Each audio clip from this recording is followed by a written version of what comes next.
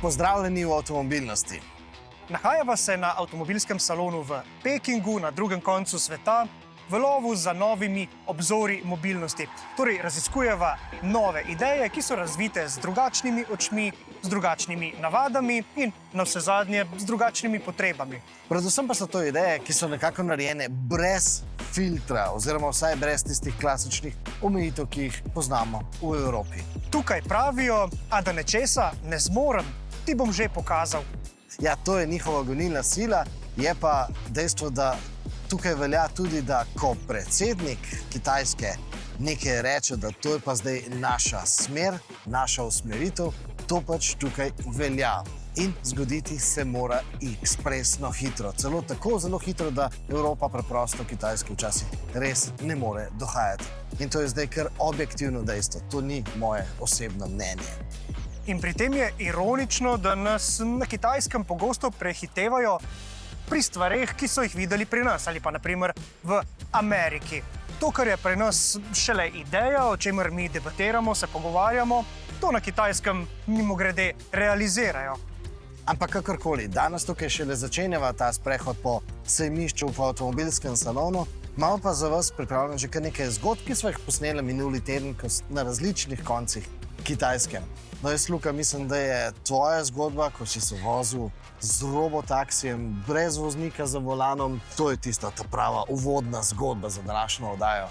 Pa dej, povej eno misel iz te izkušnje. Najbolj zanimivo je, da je to pravi kitajski robotaksi. Torej, ko smo se predtem že vozili s kakšnim kitajskim taksistom tukaj po Pekingu, lahko opaziš določene vozniške vzorce, namreč zelo hitro menjajo pasove, ne radi odstopijo prednost, radi Premalo gledajo okrog. Premalo gledajo okrog, radi potrobijo drugim in tudi robotaksi se obnaša precej podobno, torej zelo dobro se vklopi v promet. Kaj, je tudi robotaksi potrobil? Ja, tudi potrobiti zna. Olela, no, pa poglejmo tole. Sit back and enjoy your autonomous journey. Peking je aktualno svetovno središče avtonomne vožnje. In čas je za tehnološki vrhunec našega tokratnega obiska Kitajske.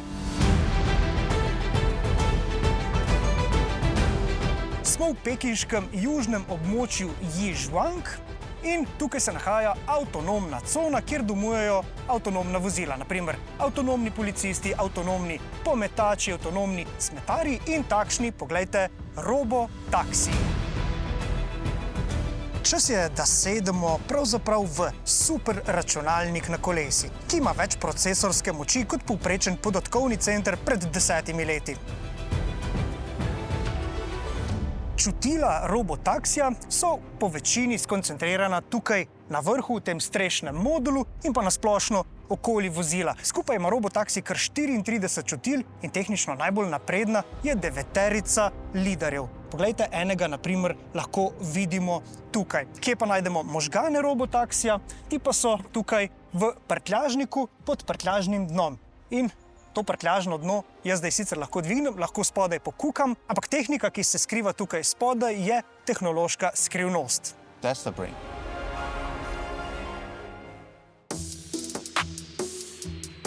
Pa gremo na prvi testni krog z robotaksijem. Sit back and enjoy your autonomous journey. For your safety, please fasten your seatbelt. No, za robotaksi to sicer ne bo testni krog. Here, actually, we have almost like several hundreds of robotaxi already public-facing. By saying public-facing means that you can already directly use, for example, our application to directly call the robotaxi and pay for it. Per car, we have more than 20 bookings, around 23, 25 bookings per day. So it's already commercialized to public.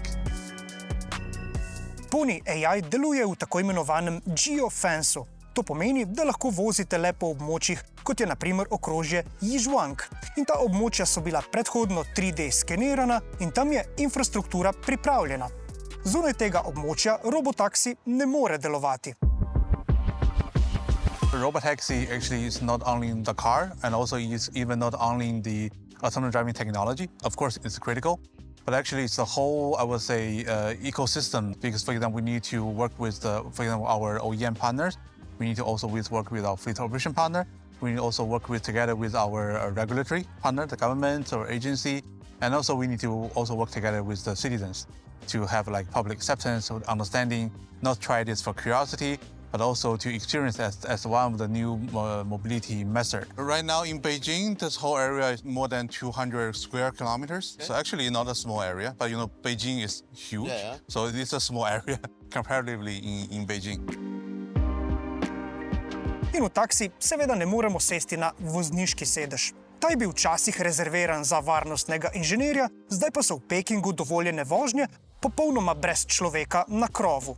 3 smo trenutno v avtu, lahko pa bi bili 4. Ampak kaj je tukaj zelo zanimivo? Poglejte, pred mano je takšno pleksi steklo in tudi sovoznik ima ob strani takšno pleksi steklo, zato da ne bi s kakšno panično reakcijo kakšen potnik ob nepredvidljivi situaciji tam segel proti volanu, ker če bi to naredil, bi dejansko lahko ta avto upravljal, kar pa si razvojniki ne želijo. Namreč take situacije so lahko zelo nevarne. Da smo pa malo bolj mirni, imamo pa tukaj skozi celoten čas vožnje na zaslonu prikaz, kaj ta avto pravzaprav na mesto voznika zdaj vidi. Vozilo ne le vidi ovire, ampak jih smiselno razvršča. Sistem predvideva gibanje in tako zavira, še preden pešec dejansko stopi na cesto. Tukaj lahko vidimo, da zaznava druge avtomobile. Tukaj nas zdaj en avto prehiteva, vse mrtve kote zaznava. Tukaj pa vidimo zdaj zeleno luč na semaforju. Zdaj bomo speljali iz križišča in to bo dober test, kako hitro bo recimo to speljevanje potekalo. Kateri bo prej speljal? Običajen voznik ali robotaksi? Ja, robotaksi je speljal v tem primeru nekoliko hitreje. Da vidimo, kako bo zapeljal v levi ovinek v križišču. Lepo sledi tej notranji liniji po črtah in potem izbral bo skrajno levi pas. Zelo naravno deluje ta vožnja. To križišče je še en odličen primer, kako čutila robotaksija vidijo pravzaprav več od voznika. Zdaj je na primer moj pogled tukaj na desno stran, od koder prihajajo nasproti vozeči avtomobili, popolnoma blokiran. Robotaksijevi liderji pa tukaj lahko vidijo tudi malo izza vogala. In poglejte, tukaj so se zdaj avtomobili ustavili in zdaj lahko speljemo.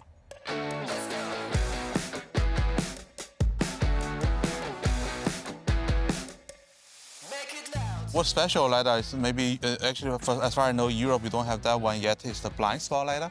So this is a very small, affordable LiDAR, but very good at detect close distance, unpredictable behaviors like scooters, pedestrians. I think you already see a lot. For camera, you will always have some missing of perception. But for level 4 technology, it's different from level 2, is that safety first, no collision, and find a balance between comfortableness and efficiency. We call it the impossible triangle, because as you can imagine, if you want the most safest way, then you should maybe do a lot of brake, and then you lose the comfortableness. Yeah, so our job, actually, the AI level 4 algorithm is real-time calculate the balance between the 3 dimensions dynamically, how to make it safe, but also feel comfortable. I think you will experience that later by yourself, but also efficiency as human driving. Ko smo se prej tukaj do te upravne stavbe Pony AI peljali z običajnim taksijem oziroma z običajnim taksistom, me je ta vožnja... Si bil bolj pozoren, ne pa Ja. nervozen mogoče malo. Pa zelo podobno sta vozila. Tale je tudi zelo odločen, kar zamenja pas in potem prehiti kakšen počasnejši avto, če je to potrebno, ne? Namreč algoritmi sistema Pony AI so znani po tem, da so bolj asertivni oziroma manj neodločni, kar je pravzaprav za robotaksi kar nujno za preživetje v pekinškem prometu. Sometimes the taxi will also horn by itself. Really? Se ga paniko naredila. No, to je bila pa zdaj kar zahtevna situacija, ampak robotaksi se obnaša kot zelo izkušen pekinški voznik. Sometimes it's the remote operator. For example, the vehicle is somehow blocked, then the vehicle will call the remote operator. It's like, help me, and then remote operator sometimes can also horn from the back end. Yeah, but most of the cases from the vehicle themselves. In če se sprašujete, ali je to varno za potnike, tukaj pridemo do redundance. Conventional passenger cars only have like one steering system, one braking system. You only need one. because the driver itself is the redundancy. But when we do driverless robotaxi, because the level 4 autonomous driving requirement, the car always need to be taken control by the AI or by the computer that actually not allowed sudden human intervention, no matter in the car or remotely. So that's from the beginning it's prohibited, not designed that way. So that's why this vehicle, we collaborate with Bike, Arcfox, they are mass produced in the manufacturing line with all the redundancy system available. Pravzaprav sem pred to prvo vožnjo z robotaksijem pričakoval, da bo avto negotov, da bomo pogledovali ven, ampak v resnici, če popolnoma pošteno priznam, jaz bi se upal dejansko tukaj na zadnji klopi zdaj zatisniti oči in zaspati. Kar pa Kitajci tako ali tako zelo radi zadaj počnejo. Algoritmi so specifično optimizirani za kitajsko urbano okolje, kjer je gostota, naprimer e-skirojev in dostavljavcev, ekstremna. When we launch our robotaxi in the new country, definitely we need to do some new R&D works to adapt the driving behavior. Like, we want the AI drive as a local driver, not as a Chinese driver. So that's the R&D homework we need to do by ourselves. But at the same time, we also need to work together with local partners, also with local authorities. No, Luka, daj mi zdaj ti razloži, v čem je zdaj ta robotaksi drugačen od tistega samovozečega Mercedesa, ki smo ga vozili v Münchnu takrat. Ok, seveda z izjemo tega, da bi voznik za volanom, tukaj pa ne. To je največja razlika. Pravzaprav je bil tudi tisti Mercedes precej robo Mercedes, ne? Ja. Ampak kje je glavna razlika? V tem, da ima pravzaprav ta robotaksi pomapirano območje, kjer se vozi. Torej, on ima vse podatke, kako ulica, cesta, pas, semafor, vse skupaj izgleda, potem pa s pomočjo svojih številnih čutil, kar nekaj 10 jih je, on meri odmike od tega, kar on že ve, in do tega, kar se na cesti dejansko dogaja. In potem glede na to on ocenjuje, kaj si lahko pravzaprav takrat na cesti privošči, kje so potencialne nevarnosti in s tem lahko potem on se obnaša v prometu, kot da bi šlo za človeškega voznika. Glede na to, da je tisti Mercedes ima vnesel noter navigacijo od te točke do te točke. Navigacija je, samo ni pomapirana okolica. On ve, kje je robnik, koliko je pas širok. Razumem, ampak stvar se dogaja pravi samo znotraj določenega območja. Če malo zdaj poevropeizirava tej robotaksije, se pravi, glede na to, da je zdaj Zagreb odprl storitev robotaksijev, kot mislim, da prvi v Evropi, ne? To je. Okay. In pa, da si obetamo tudi v Sloveniji, da bi to bilo. To pomeni samo, da se bomo lahko s temi robotaksiji vozili po centru Zagreba oziroma po centru Ljubljane. Jaz mislim, da za začetek niti ne po centru Ljubljane. Verjetno bo za to odrejeno eno območje nekje mogoče, naprimer Dunajska cesta, morda okoli Šmartinske ceste, tam, kjer je promet mogoče bolj predvidljiv, kjer so ulice mogoče malo širše in tam bo verjetno lažje začeti. In tudi tukaj na Kitajskem je zaenkrat delovanje te storitve Pony AI omejeno na zgolj eno področje in tudi tukaj si pri Pony AI prizadevajo, da jim lokalne oblasti dovolijo potem za začetek to storitev razširiti na naslednje območje, potem pa tudi na naslednja mesta. Razumem. Zdaj, ker si omenil Pony AI, slišal sem od hrvaških novinarskih kolegijev, da hrvaška zgodba pravzaprav ni Rimčeva zgodba, čeprav se je tako proglašala, ampak da po nekih finančnih kolobocijah z evropskim denarjem, da so na koncu se odločili kar, da uvozijo v Evropo to tehnologijo, enako tehnologijo, kot si jo ti zdaj vozil. Ja, in tudi tukaj mi je inženir iz vrst Pony AI rekel, v Zagrebu smo prisotni mi, ni tam prisoten Rimac. Ok. In se pravi, prisotni bojo oni tudi v Ljubljani. Tako je, ampak preko seveda slovenskih partnerjev in seveda s podporo slovenskih lokalnih oblasti. In zdaj, kaj si dejansko izvedel za to slovensko zgodbo? Da bo pri nas vse skupaj mogoče prej, kot si mislimo. No pa poglejmo. Smo v bistvu v dogovorih, da projekt zaženemo tudi v Ljubljani. Poslali smo tudi že uradno vlogo na Ministrstvo za infrastrukturo, da nam dovolijo komercialno uporabo vozil najprej v Ljubljani, potem pa po celi državi. Videli smo danes, da tehnologija je zrela in da lahko začnemo z testiranjem, mapiranjem in seveda v roku 6 mesecev tudi z uporabo robotaksijev tudi v Ljubljani. Na Kitajskem so ulice široke, ravne, izgledajo bistveno bolj predvidljivo kot v Ljubljani. Bo to mogoče oziroma možno sploh speljati v Ljubljani? Absolutno. Tehnologija je pač tako narejena, da vse to lahko uporablja, da lahko vse to zazna. Seveda je pa potrebno v vsakem mestu, v vsaki državi narediti mapiranje in oceniti, kaj so tiste razlike, ki jih mogoče tukaj v Pekingu ali pa v Shenzhenu ali pa v Dubaju nimajo in se temu pač software prilagodi. Danes smo testirali že 7. generacijo, ki je v bistvu že v uporabi 10 let, investiranih je bilo preko $1,5 milijarde za to, da se ta sistem izpopolni in jaz mislim, da je tehnologija res že zrela. Lahko pričakujemo, da bo v Ljubljani takšen robotaksi za začetek imel voznika oziroma nekega operaterja. Ja, uvedba je razdeljena v 3 faze in vsaka faza traja približno 6 mesecev.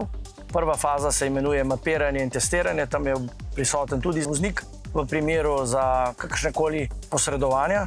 Tudi v fazi 2 je še vedno prisoten, vendar nima popolnoma več nobenega vpliva na vožnjo. Faza 3, zadnjih 6 mesecev pa v bistvu vozila vozijo popolnoma sama, robotsko, avtonomno in ni nobenega šoferja, nobene intervencije.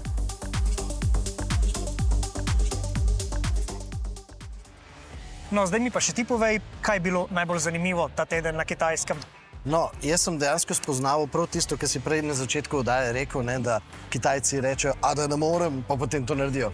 No, jaz imam vsaj 5 primerov takih, mogoče na nek način nepotrebnih oziroma ne tako zelo pomembnih v bistvu dosežkov, idej, ki so jih Kitajci pač udejanili zgolj zato, ker pač to lahko in da dokažejo, da zmorejo. In kateri je prvi primer? Ja, ta najhitrejši primer.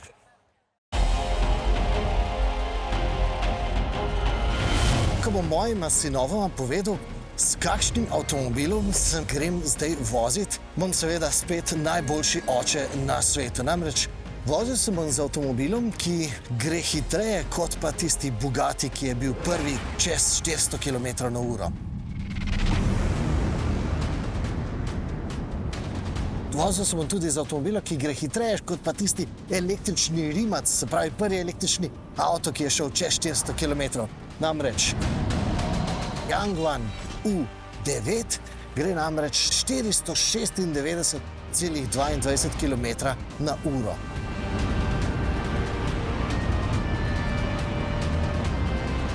Gremo preizkusiti občutke.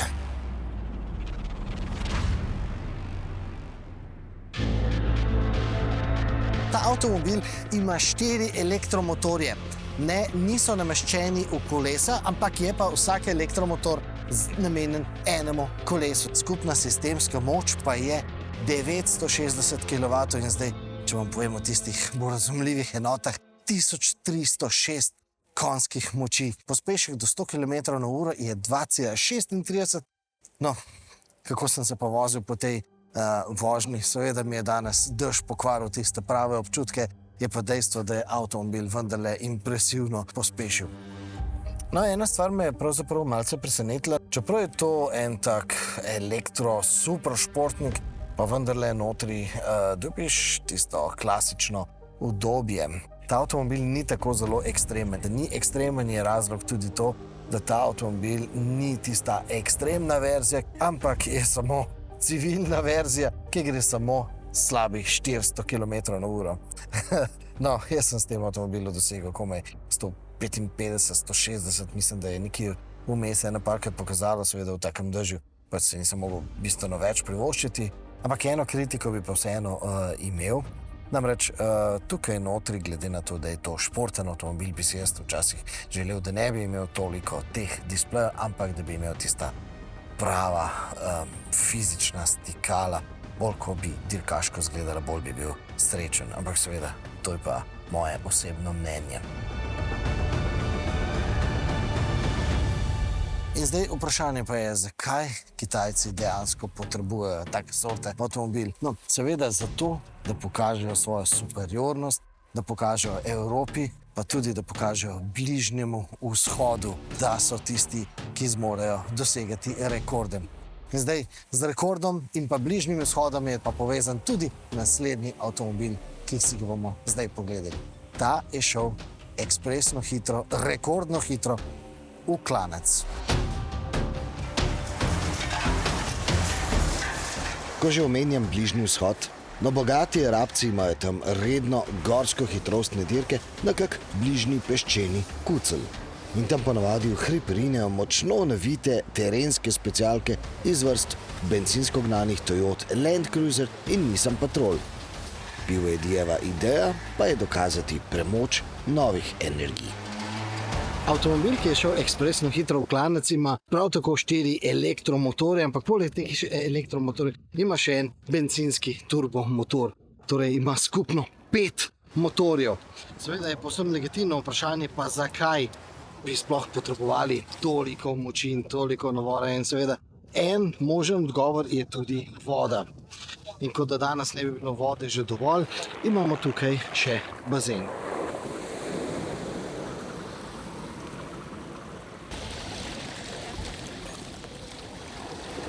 Tej tehnologiji se reče emergency assist, se pravi varnostna funkcija je to. Seveda se moramo vprašati, zakaj je to asistenčni sistem.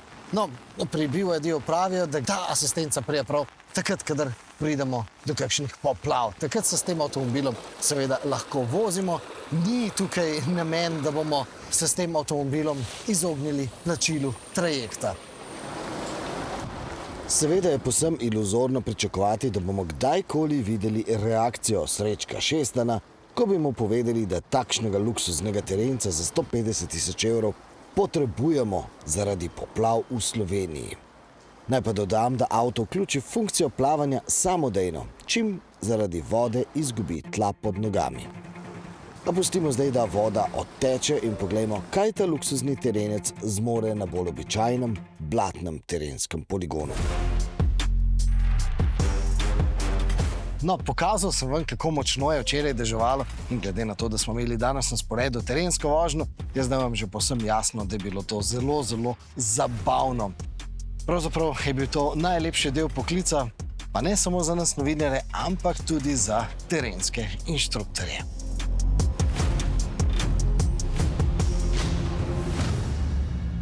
Meni se zdi, da Kitajci niso imeli v mislih, da bodo moji novinarski kolegi tako resno vzeli priganjanje fotografov, naj pohodijo plin, da bo blato frčalo po zraku in bodo fotografije bolj atraktivne. No, na koncu se je zgodilo celo, da so poleg blata po zraku poleteli tudi sami luksuzni Yangwangi. In kot da to ne bi bilo dovolj, so nam na sosednjem poligonu BYD-jevi terenski inštruktori podarili tudi izkušnjo relija s terenci. In tako smo tisti dan nepričakovano dobili tudi demonstracijo kakovosti teh BYD-jevih terenskih vozil. Avti namreč niso utrpeli prav nobene škode, niti kakšnega škripanja niso kazali. Naj pa na tem mestu pokažem še eno funkcijo, ki lahko pride prav, še posebej na terenu. Zato, ker na terenu gume že tako ali tako drsijo. Če pa nam za gume ni mar, lahko to funkcijo uporabimo tudi na asfaltu. Je pa res, da jaz osebno predlagam, da se raje naučite manualno bočno parkirati.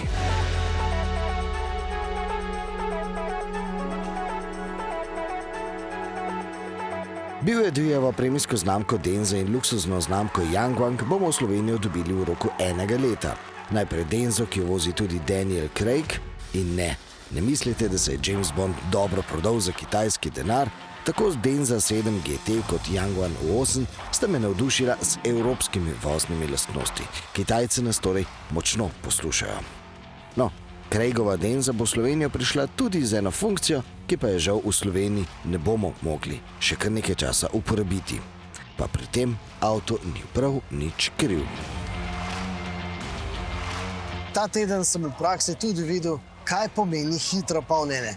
Pa če spomnim, da še lansko leto na šanghajskem salonu se je z Lukotom poročalo o megavatnem polnjenju za osebne avtomobile. No, zdaj je ta številka šla še bolj gor, zato ker predsednica BYD-ja, gospa Stella Li, zelo odločna gospa, je svojim podrejenim povedala: naredite mi avto, ki ga bom lahko napolnila v komaj 5 minutah.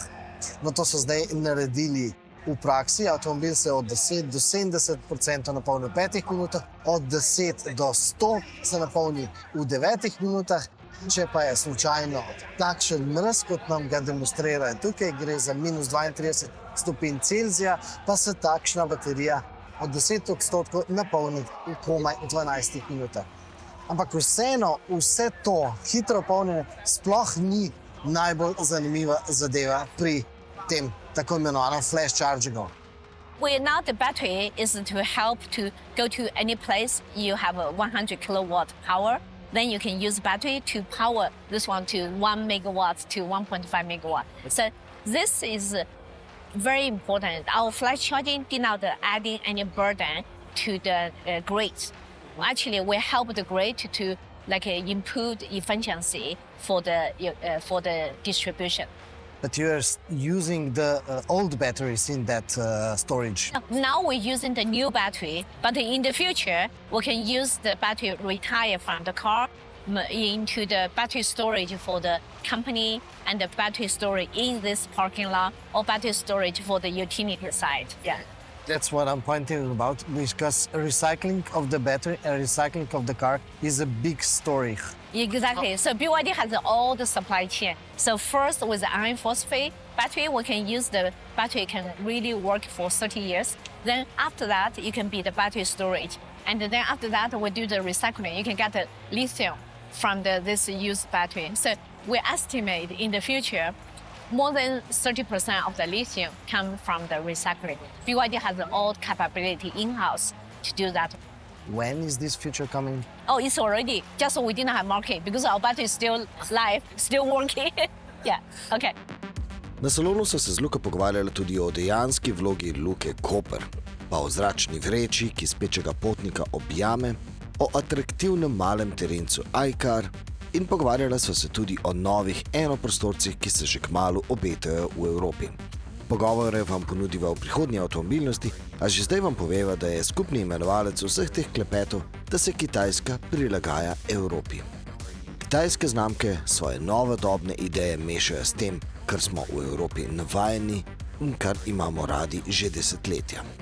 Vzorčen primer je recimo novi Zeekrjev konceptni kupe oziroma še bolj Spider BYD-jeve znamke Denza.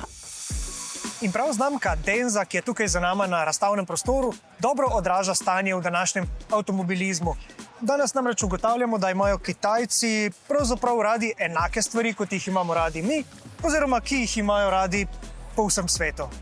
In po vsem svetu imamo radi James Bonda. In prav James Bond je zvezda tega razstavnega prostora, seveda zato, ker je njihov ambasador. Povsod je njegov obraz, vidim tukaj. Je pa res, da je zvezda tudi zaradi tega, ker je ta avtomobil dejansko tisto, kar smo nekoč videli pri Ferrariju, pri Aston Martinu, pri Jaguarju. In vsi ti avtomobili so bili tudi tukaj na razstavnem prostoru prikazani, se pravi, Denza s tem na nek način sporoča, kam paše, kjer v ligo paše. Ne? Me je pa zelo navdušilo pravzaprav tudi to, da sem tak poklon evropskemu avtomobilizmu doživel tudi tam na Mercedesovem razstavnem prostoru. Tam je pa nostalgija doma, verjetno pri Mercedesu. Tam je pa polnoma nostalgija in letos seveda, glede na to, da letos praznujemo 140-letnico prvega avtomobila, se pravi prvega tudi Mercedesa, ne? No, ampak tam sem si vzel nekaj časa in sem gledal reakcije ljudi, kako so gledali tistega prvega Bertinega Benza, predvsem pa sploh pri tistem legendarnem Gullwingu. Seveda mi je avtomobil všeč kot Evropejcu, sploh ne, ni nobeno presenečenje to, ampak všeč je bil tudi vsem tistim Kitajcem.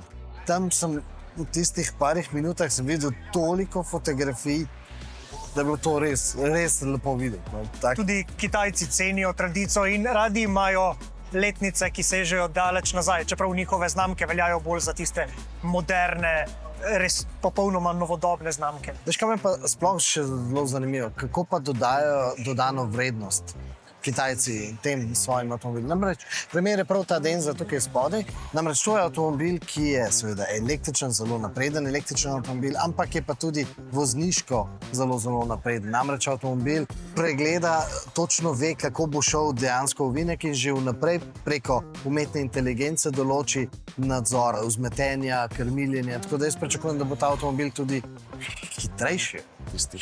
Torej, to je pa asistenčni sistem za nas, ki želimo voziti hitro, pa verjetno tudi za kitajske voznike, ki tukaj na Kitajskem vozijo izključno v ravni liniji. In vsak najmanjši ovinek jim predstavlja težavo. Ja, no, ampak kakorkoli, mi da bomo počasi. A ja, še eno stvar pa moram dodati v tej oddaji.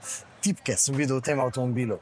mislim, da je, kot sem slišal, je konec te dobe, da bodo vsi kitajski avtomobili imeli samo zaslone.